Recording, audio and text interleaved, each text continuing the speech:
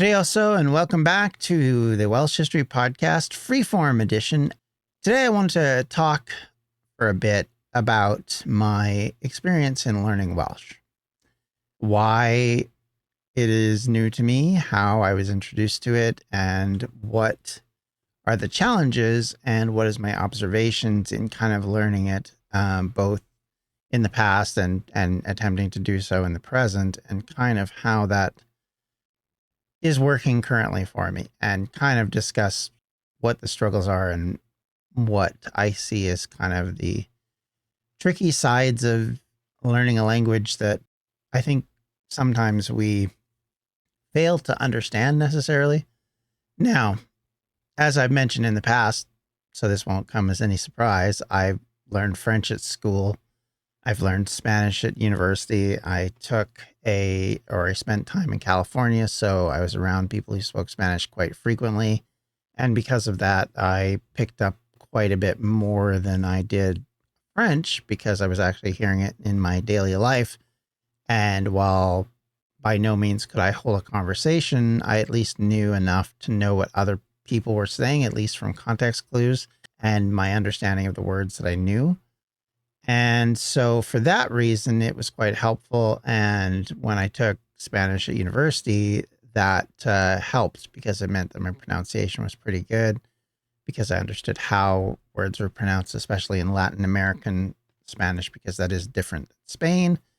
And I think for the most part, it was a very good education point. So when I bring that up and people talk about, well, you lived in Wales, shouldn't you have picked up some Welsh there? Well, no, because I lived in Cardiff, and while I did have Welsh-speaking friends in my daily life, we didn't speak Welsh, and there was no Welsh being spoke around me. It was generally English only, and if there was somebody speaking another language, it was not usually Welsh, and that's, the first exposure I really had to speaking Welsh in daily life was when I went and visited my cousins in North Wales, who all Welsh is their first language, so they spoke it in front of me, and that was the first time I actually heard it properly being spoke in a regular environment, which I think in its own way was helpful.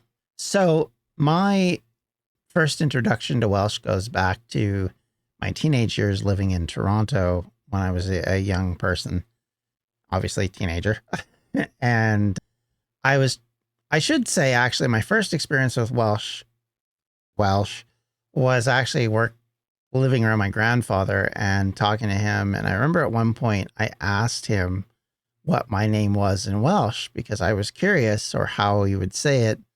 And he just said my name in a slightly Welsh accent because he still had his heavily Welsh influenced accent, North Walian as he was.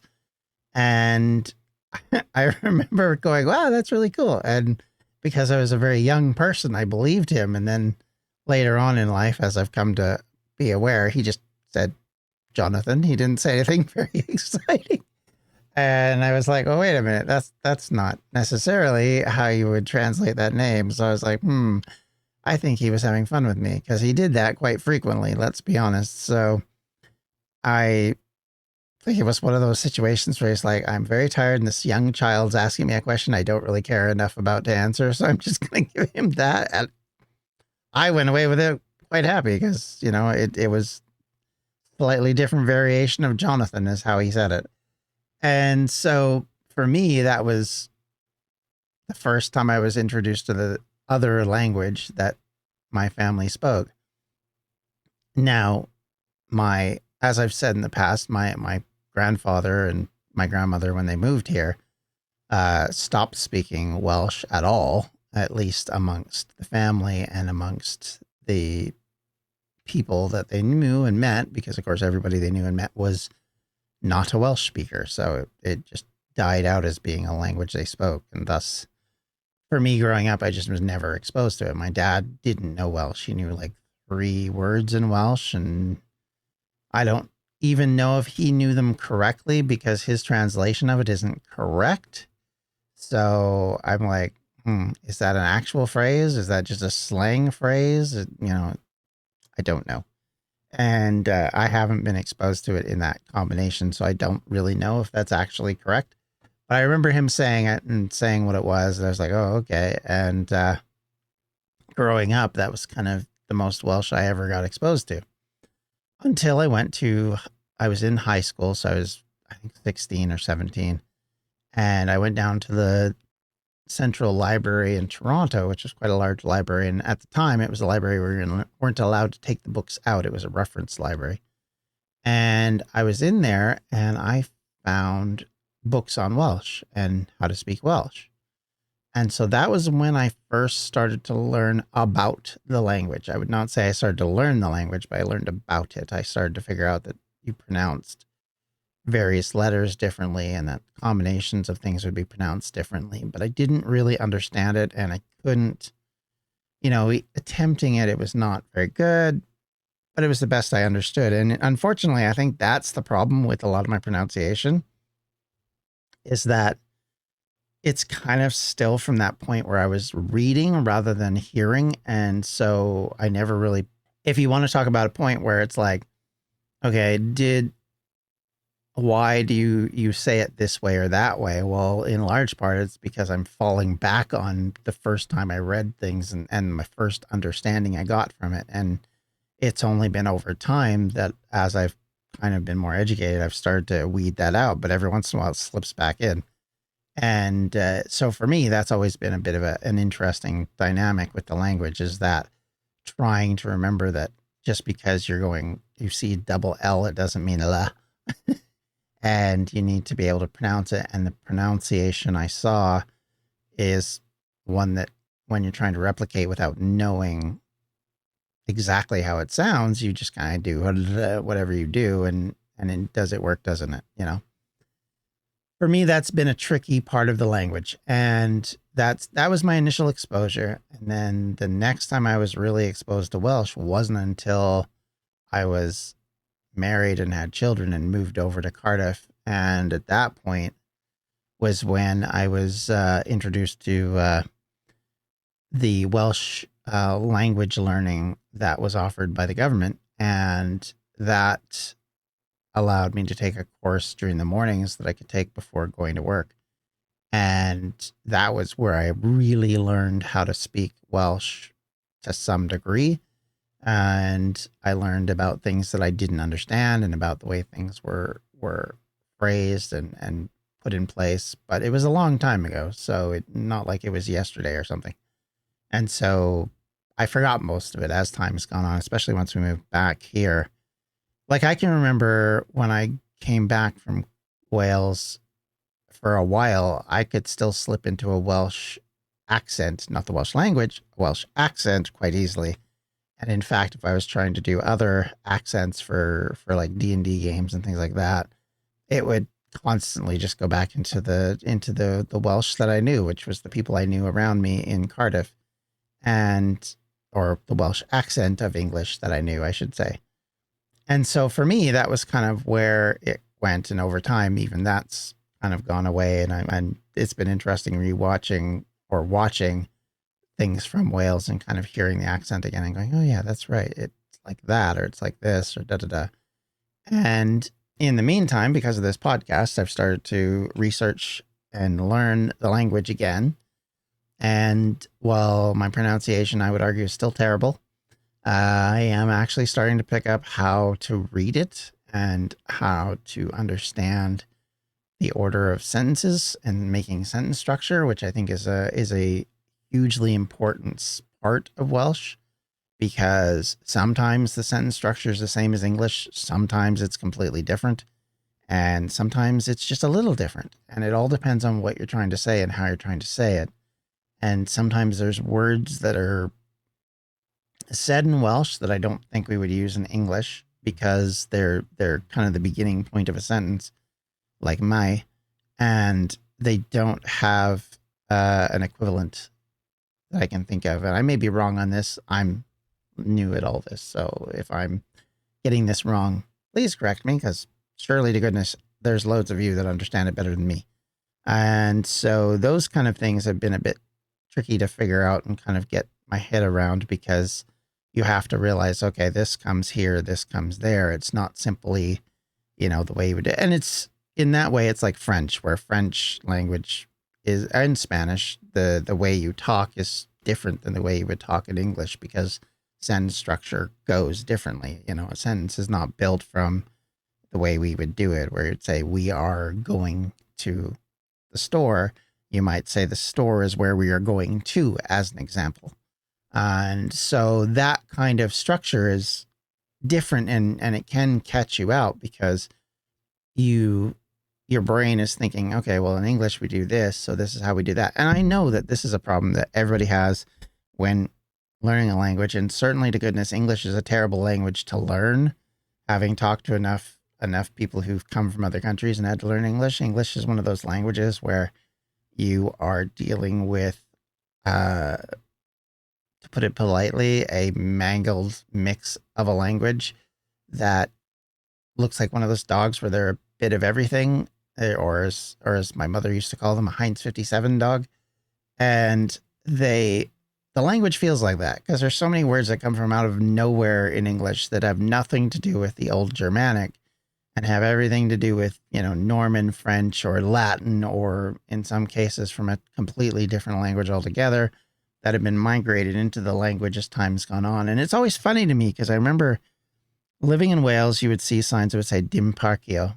And, you know, you kind of go, well, that's no parking because I can tell. But it was the fact that it was such a very English word that I kind of was like, that's really kind of, I didn't want to say lazy, but, you know, but at the same time, it's partially because in Quebec French, there's a big effort that's made to differentiate what you describe things, right? So in part because they don't want to anglicize their language, and you don't want to have anglicized words slipping into the language because what, and this is the thought process I see. So other Quebec French speakers might have a different opinion, but to me, it seems like in order to defend the language from being merged into English, they go out of their way to use different words. So instead of using la computer, for example, it's just me saying that, they use la ordinateur. And that is a very different word. But if you go into France, they might use la computer because they don't really care. And they don't have the same complex or the same sense of concern. So when I saw that it was like bus and it's just BWS instead of BUS for bus, or parkio instead of parking or park, that kind of stuff is like, wow, I'm sort of surprised that they've gone that way. But at the same time, it makes it a lot easier if you're learning the language because you can go, okay, I recognize that word. Like phone is phone. I mean, it's spelt differently, but it's obvious once you know how to say something. So like, for example, in Welsh, an F is a V sound, but two Fs is a F sound. So when you see two Fs, an O and an N, that's phone, which that's the other thing I realized in Welsh is because in English, we use silent E's on everything for some silly reason.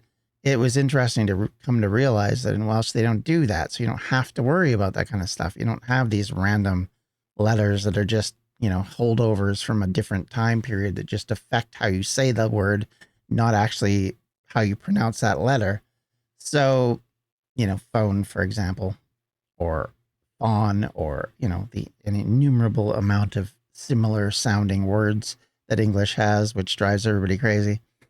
And then that's not even including slang, which kicks in a whole new love and fun to this thing. So for me, Welsh has been a struggle. Not gonna lie. I tried to learn a few times. I think this is attempt number 5. In 2 of them have been since the starting of the podcast, but the other 3 were before. And in every case, the difficulty has been me and not the language. It's my inability to kind of get my head around, especially when words sound very similar. And again, I go back to the same thing. If you are an English learner, you have the same problem. Letters and words and phrases can sound very muddled. You know, you just have to think about where on is at and things like that, where maybe there's like 8 at, 8 o'clock that all sound very similar. And I run into this problem with Welsh where you have in is, and sort of where letters kind of blend in, and it's like, I'm not sure I know how to say this because in, uh, or in ear, or that kind of thing. And I that's where I get caught out. And so my brain, when listening to the sentence, actually blocks that part of it out. And it makes it tricky because you're like, okay, now I need to remember that this phrase means this. So it's important to the sentence. This means is, this means but, this means, and you can't forget these words. But at the same time, you're kind of like, you hear the big word. So you're like, oh, big word, big word, big word. So I'm going to put in big word, big word, big word. And it's like, oh, you forgot all the prepositions that make this actually sensible. The verbs and the adjectives and all those things. So it's like, okay, right. So now I need to remember to get these kind of things. And that's the tricky part of Welsh for me. Your mileage obviously may vary. The language is different for different people, and people struggle with different aspects of it. I remember one time I took a professor of languages I knew in California who, when I was first sort of, again, this is going back to before I'd actually even heard Welsh properly. I had a book of Welsh stuff that I took him, and he looked at it and he went, wow, I'm struggling to figure out how things go together, but I see what they're doing. And that's the thing with Welsh. It's not that it's not impossible to learn. It's just you have to get your head around this is how things are structured. And you have to remember that just because you see one sentence with a structure like this doesn't mean the next sentence is structured the same way. It can be quite different. Or, the noun in effect can be at the front of the sentence where, the next sentence, it's like not there. And it's hard to explain without seeing it. And I'm terrible at pronunciation. So as I've said, so I don't want to like go, oh, by the way, you say it like this or like that, because I sound like a dingbat because, it's just learning. But what I want to do really, and part of this is I want to get better at saying, words that I'm saying in Welsh, because it irritates me that I'm saying them wrong quite consistently, and even having to go to other sources to sort of listen to how they're said, which is something I do quite frequently with the podcast now. Is I will take a word that I don't know how to pronounce, and unless it's some word that I should know how to pronounce and don't, as it's like Spanish or French or something, and I'm like, I don't bother to do that. But with Welsh words, because I want to get them right, I will quite frequently now go look them up and see how they're pronounced by hopefully someone who knows how to pronounce it properly. That's not always the case. It's tricky sometimes because, if you can't rely on like Google Translate, for example, which I know nobody relies on for this, you have to be incredibly careful that you're saying things correctly. One of the biggest advantages I have, thankfully, is I have relatives who are Welsh speakers that I can go to and say, hey, by the way, is this right? Especially when it comes to the Welsh that's in the podcast. When it comes to the name of the podcast, for example, was me going to my cousin and saying, hey, is this how you say this? Or is this how you write this, I should say? And they were like, yeah, no, that's completely wrong. And so they went in and fixed it, which, dangers of Google Translate, which is why I went to them, because I was like, well, I know Google Translate doesn't work very well because I've used Google Translate to translate French documents before. And it became very clear early on that it was like, okay, this has a very rudimentary understanding because some of the phrasing in here is just all over the map. But if you ever want to try something, if you want to figure out whether a phrase works in two languages with Google Translate, the one way I have found that works, and I don't know if I mentioned this before, but if I have, sorry, I apologize, is take that sentence in English, translate it into whatever language you're translating it into, and then take it back and translate it back into English. Does it come back as anything like what you said? If not, then it probably doesn't sound like that in the language you're trying to translate it into. So that's something to be aware of, that you can actually double check these things. And sometimes it works and sometimes it doesn't, but at least it gives you a bit of a chance to verify something, which I think is useful in that respect. But it's not a be all end all, and you have to be careful. So for me, I've used a bunch of different sources to try and help with things, especially when I'm not sure, because like I said, with places like Google Translate, you can't trust their voicing of things. Sometimes just because they voice it doesn't mean it's right. And unfortunately, if I wish there was one thing we had more of in the Welsh language community, is they do a really good job of offering YouTube channels that offer Welsh language help and training. But what they don't do, and I think would be nice, or at least somewhere where you could listen to is have a dedicated page or website or whatever, where it's like, how does this word sound? Or how does this place name sound? And then you put it in and they go bloop, and it's actually a native speaker who's saying it. So you actually hear the actual word. And that's me being selfish, because honestly, it would help me tremendously. But I also think it would help other people, because when people complain about, oh, you changed the name of this place to this, and it's, you know, harder for us to say, that's, for me, that's a lot of hokum, because we need to figure out how to deal with that. Now, I say that with that happens here. Like, we've gone out of our way in the last few years to try and blend in local Aboriginal names and places into our local communities. And some of them can be tricky, not gonna lie. They are very long and they can be a little difficult, but if you can get your head around it, it works. I say that, but I will say when they changed the divisional areas for the council, I was kind of annoyed about that, because they didn't leave the numbers in. But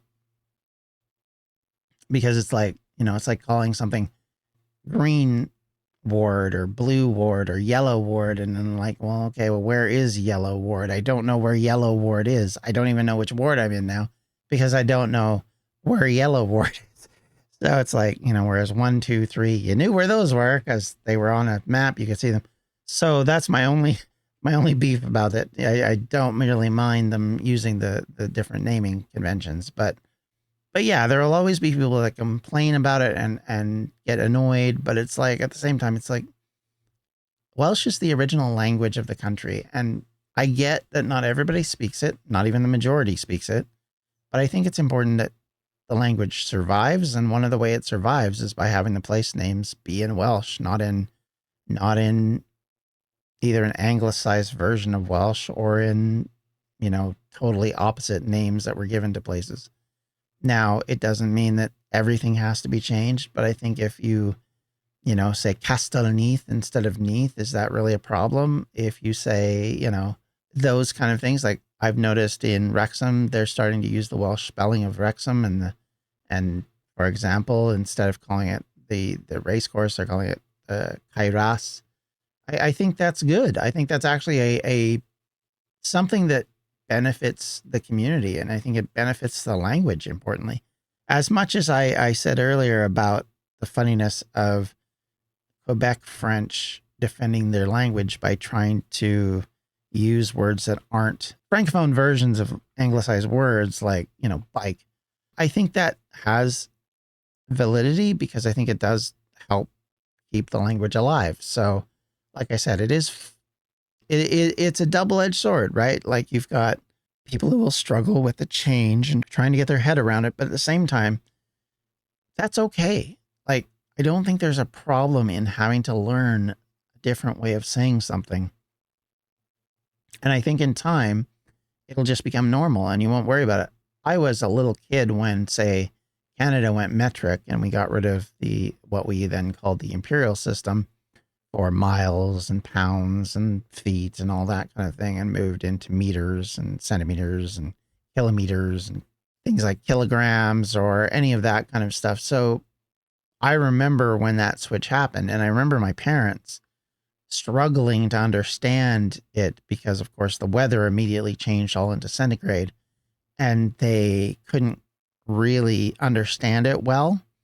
And for years and years, I remember them still translating to Fahrenheit and still struggling to try and understand how the difference was between kilometers per hour or filling liters into your car, and how far you could get on liters versus, say, a gallon, and all of those things, which seem really innocuous and common sense nowadays for those of us that that grew up with it. Like my wife, for example, who's younger than I am, that was the norm. I think I was the first year where it was actually put into place. So for me, it was more or less the norm, but I still find myself leaning into like feet and inches when I'm talking about height.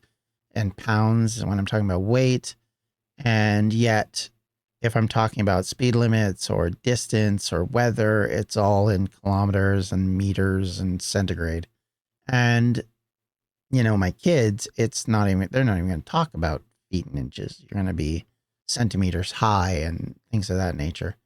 So, and for me, measuring as far as like in cooking, as someone who does cook quite a bit, I've actually leaned into grams a lot more than I ever did in cups, because I find cups very awkward sometimes. So what I'm trying to say basically is you can learn, you can adjust, and you can get around it. But I think there are people who want to be oppositional to be oppositional. They're stubborn because that's not the way they learned it, and I don't want to go into examples because I think that's not fair, but I think that it will come in time, and people will be, in a few years, especially the next generation, I think you're going to find people just be used to it. It won't be something weird or difficult because everybody's just called it that. And I think it's good. I don't think it's healthy for the language that we anglicize everything and turn it into, something other than what it is. I get why it has happened. As somebody who studies Welsh history, I understand exactly why it's happened. As somebody who lives in a country where bilingualism was not necessarily the course of this country, I get it. It's something that we have to learn over time how to deal with, and not at every situation, as somebody who's had to deal with having French as a part of our education system in our country, that was I always as accepting of that particular option and that particular opportunity and that particular language in the way that I would be now, because of having lived in places like Wales where you see the other side of it. It's a little different being in the majority and seeing it from that aspect and seeing it as an inconvenience, to being the minority and saying, hey, you know what? This isn't an inconvenience to me. This is my language you're talking about. And you're talking about making it even less valuable and less useful. Then what's the point of it if you're not going to fight for it? And I think governmentally, I think it's important to continue to fight for it. I think it's important to defend these changes, to defend continuing to make the language relevant to the Welsh population. And hopefully over the years, we will see it become more relevant for people outside of Wales. I mean, it's never going to be English. Like, let's be all clear about this. Let's be evident and understanding. Welsh is not English. Cymraeg is a language. It's important, but it's small. We can all recognize it's going to be small. And unless something changes massively, it will always be second fiddle to English, even in its own country. But that doesn't mean that it should be placed on a shelf and sit there and gather dust. And somebody says, well, what's that? And somebody says, oh, that's the old language that was used long ago, but we don't use it anymore. That kind of mentality is what's created the problem. And it's up to the populations that live in Wales or appreciate Wales to defend that and to fight for it, because the longer they do and the more willing they are to do that, the more relevant the language stays. I always think back, and I'm always reminded of listening to my cousins and my aunt and uncles talking and going, they have, and I didn't sit there and go, I'm left out because I'm not able to participate. It was more the fact that it was like, man, I had a bit of like fear of missing out because I couldn't understand it. And that was nice. As weird as that might sound to some people, that was a nice thing, because it meant the language was still vibrant enough that people are talking on daily basis about their lives, about what's going on in a language. And even if there's one person in the room that doesn't necessarily understand it, they're not like, oh, I guess we have to speak English specifically because of that person. No different reality-wise than when I was in the United States and there was people who spoke Spanish who maybe they could speak English perfectly fine, but never stopped speaking Spanish. And yes, there was always somebody to go, oh, well, this is what they're saying. But they didn't stop just because there was one person in the room who couldn't understand it any more than we would. I mean, let's be honest. If there's someone in the room who speaks Ukrainian, for example, or speaks Swahili, or, pick any number of different languages across the world, French or whatever, and they're in the room with you, you're going to at least attempt to say, if you understand their language, hey, this is what they're talking about. But the reality of it is nobody's going to stop and say, oh, well, maybe we should all switch to that language. I see it as an important factor in how we develop as human beings and come to have acceptance for each other and understand that the language is critical to the survival of the country. The language is the reason, in part, the country survived, because it helped the culture survive. And if there's anything I can say in the study of the history of Wales, is that the language is absolutely fundamental to the survival of a Welsh culture that didn't become just another version of English. We've seen areas across the world where English became the primary language and wiped out, or at least sublimated or subjugated the language that was there to the point where that language either was forgotten or is barely used. So it's not a Welsh problem. It's a consistent problem when you have a major language that comes to another country. For example, if you look at Latin and the way the spread of Latin across the Roman Empire worked, it influenced its languages. We have, and I will say this many times over in the coming days with the Ancient Wales podcast, but we don't know what ancient British sounded like. You can't even say it's Brythonic, because Brythonic is influenced by Latin.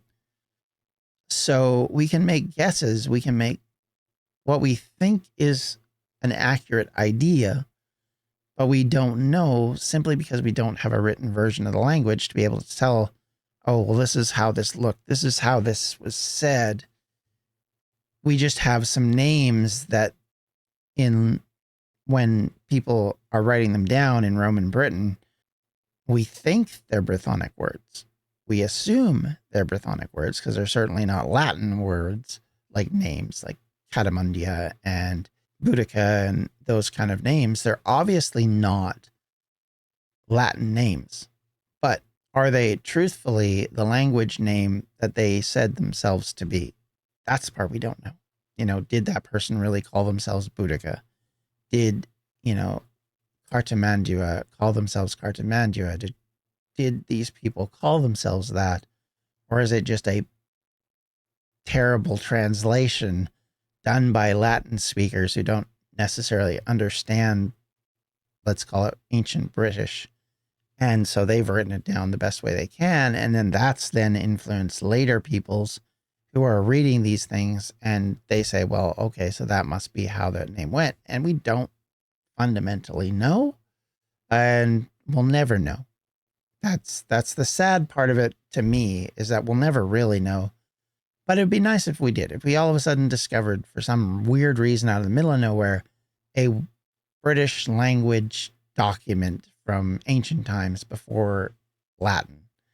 And then we could piece together, although even that's speculative, something from it. If it was basically a Rosetta Stone of that language, then we'd at least be able to understand how things are said and pronounced, and whether or not they're even close to what it is. I mean, I always think about, there was a map that I found from the 1600s where it was an English cartographer who was going around and he was writing names of places.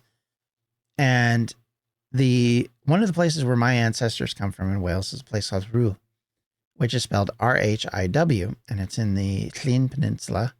It is a very, very tiny little village. It has been probably a maritime village for thousands of years. And if it did exist that long, but like I said, it was spelled Rhiw. So you go to this map and you have REU. That's an anglicized version of Rhyw. And I'm like, okay, so this is how this has happened. Much like Cardiff. If you think of Cardiff, for example, it refers to the fort near the river Taff, Cartaff, or Cardiff in Welsh. Well, if you say Cardiff to someone who is an Anglophone or an English speaker, they may come up with Cardiff as a way of saying it. And thus that explains why. And in some cases, we have lots of evidence of names that were just wiped off the map, right? Like Colchester's original name in Latin was not Colchester. And there's loads of evidence of places where the names were one thing and become another. You can think of like Jerusalem, for example, that ended up being conquered by the Romans, and the Romans basically wiped out the name of it when they destroyed the city and called it, I think it was Caesaropolis or something weird anyway. And that could have been the name if it hadn't have been for the fact that the religious groups that had an attachment to the place, both Jewish and Christian, had those two groups not survived, we may never have known about a place called Jerusalem, or we may have found it in some old dusty text and everybody goes, oh, is that Jerusalem? How do you say that? Or is it Jerusalem? Because of course it wouldn't be with a J. And we wouldn't really know. And I think that's something we have to keep in mind. Like the names of places that we think of can change. They can be renamed. People could hear them one way and say them slightly differently because the anglicized version of that doesn't sound the same exactly. Or in cases like Swansea, they just change the name entirely. And we may or may not have records of those things. And some of that loss is disappointing. Some of it's just the way it goes. And it's important to recognize that if we're not careful, we will lose more. And it's important to go back and read French and say, no, we don't want to lose this. We want this to stay the same, or at least to be remembered as being a city, town, or feature that had a Welsh name. And the Welsh name is important enough that we will refer to it by the Welsh name. We'll not refer to it by its English name just because that makes people feel more comfortable. In a way, and I don't know if you've seen it, you may or may not have, but if you saw Deadpool and Wolverine, in the movie, you have the character of Gambit who comes out and he starts speaking a very heavy dialect. And Deadpool makes fun of him. And a lot of people I've seen who've reacted to the movie also find it very strange and they're critical of it. But the reality of it is the Cajun that Gambit is speaking is actually fairly accurate. It's based on his own life experience living around relatives and family who were Cajun. And they had a very heavy French accent and a specific type of French that comes Creole accent. And so his word usage and word choices are actually accurate. But because we're so unfamiliar with it, we know so little about it because it's never talked about. Everybody's like, ha ha ha, boy, he's terrible. Oh my gosh, he didn't really do that. Boy, isn't that awful. And then it turns out, actually, no, he actually is very, very accurate in his word usage. And I think that's something to keep in mind and remember that just because we think something sounds different because we think it sounds awkward or weird or we don't want to get used to. And like I said, in learning the Welsh language, one of my biggest difficulties is having to hear a word and try and speak it. And especially when it's in a sentence with a lot of other words which have similar sounds, it can be hard to pick up.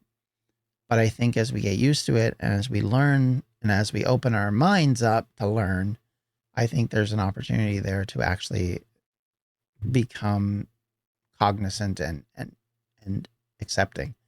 I found it funny the other day, actually. There's been a comment on my YouTube channel about ancient Wales, and somebody's like, oh, look, another non-native talking about, this place, blah, blah, blah. And I kind of laughed because I was like, well, I mean, no, I'm not native, but I'm pretty close. Like I lived there. I associate myself in Wales. I'm not obviously going to sound like a Welsh person. That's just the way it works. I'm not going to sound like I'm an English person. I could put on a fake accent and get somewhat close to a muddled accent of English people, but I don't want to do that because I don't want to insult you. And I don't want to be perceived as basically being a phony. So yeah, I kept being a Canadian. That's what I do. And these days that seems to be important. So, I will continue to be very Canadian, but I will continue to respect and try my best to be better at learning and growing with a language that I'm not as familiar with as I should be. With all of that said and done, thank you everybody for watching or listening today. I appreciate everybody. I'm so glad to hear comments from you all, positive and negative. I don't really mind. And I really appreciate those times when people are like, hey, maybe try saying it like this. Because sometimes I do say it very poorly and I get it. And I'm trying to get better. And hopefully you're noticing that. Hopefully. Until then, everybody, thank you. Take care. If you have any questions, comments, or concerns, you can always reach me at welshhistorypodcast@gmail.com. You can reach me out on various social media sites via @WelshHistoryPod, such as Instagram, Blue Sky, and X. You can also reach and join the group on Facebook at facebook.com/Welsh History Podcast. And if you feel so inclined and want to help to assist the podcast financially, you can do that at patreon.com/Welsh History. Thank you all. Take care. Have a great day. Bye-bye. Welsh History Podcasts is a member of the Evergreen Podcast Network. To find more information on them, you can do so at evergreenpodcasts.com.